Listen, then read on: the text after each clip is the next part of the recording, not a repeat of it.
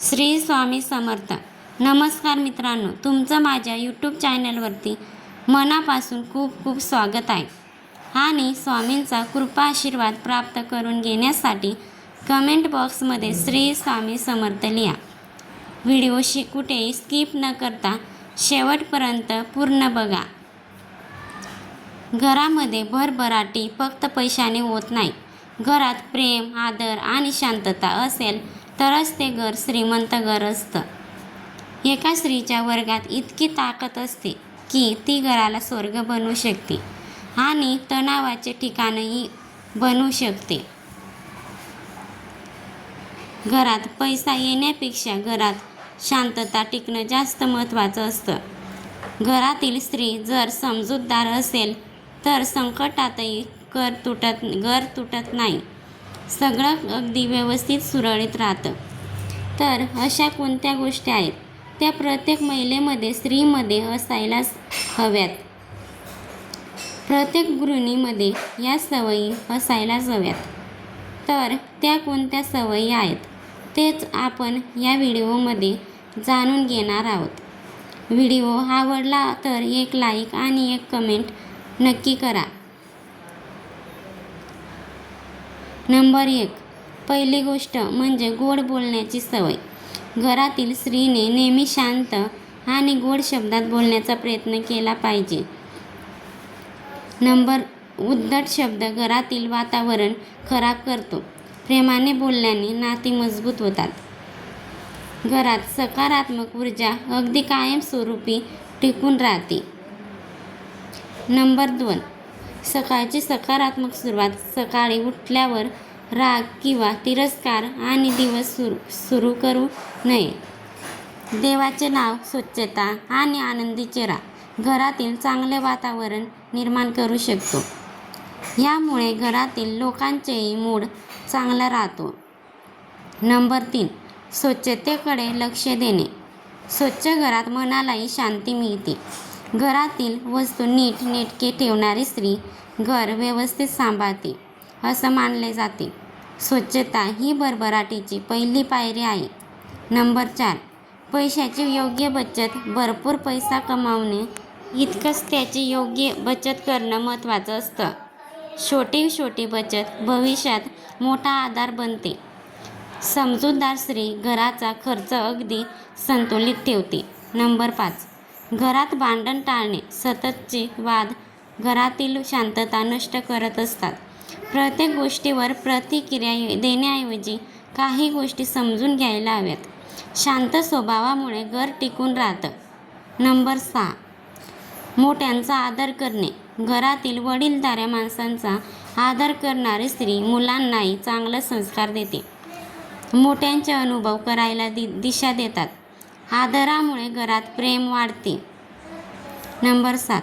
मुलांवर चांगले संस्कार. फक्त शिक्षण नाही तर चांगले संस्कार अतिशय महत्त्वाचे असतात. मुलं आईकडूनच जास्त शिकतात. आईचं वागणं पाहूनच त्यांचा व्यक्तिमत्व घडत असतं. त्यामुळे मुलांच्या आईने कसं वागायचं, कोणत्या चांगल्या सवयी स्वतःला लावून घ्यायच्या हे स्वतःच ठरवलं पाहिजे. नंबर 8. तर नवऱ्याला समजून घेणे. प्रत्येक व्यक्ती तणावातून जात असते. अशा वेळी साथ देणारी पत्नी घराची ताकद बनते. समजूतदारपणामुळे नातं अगदी मजबूत होतं. नंबर 9. तर स्वतःचा राग नियंत्रणात ठेवणे. रागात बोललेले शब्द आयुष्यभर आठवतात.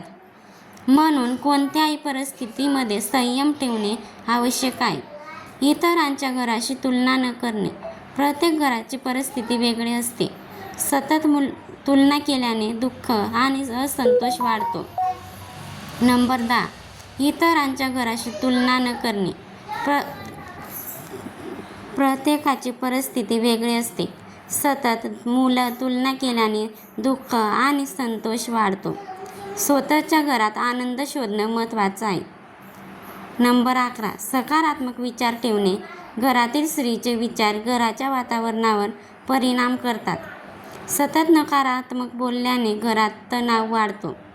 सकारात्मक बोलल्याने आत्मविश्वास वाढतो. नंबर 12. वेळेचे योग्य नियोजन केल्याने कामाचा ताण कमी होतो. नीट प्लॅनिंग करणारी स्त्री घर सुरळीत चालवते आणि मानसिक शांती टिकवते. नंबर 13, दुसऱ्यांना मदत केल्याने मनाला समाधान मिळतं. छोट्या मदतीतूनही माणुसकी जपली जाते.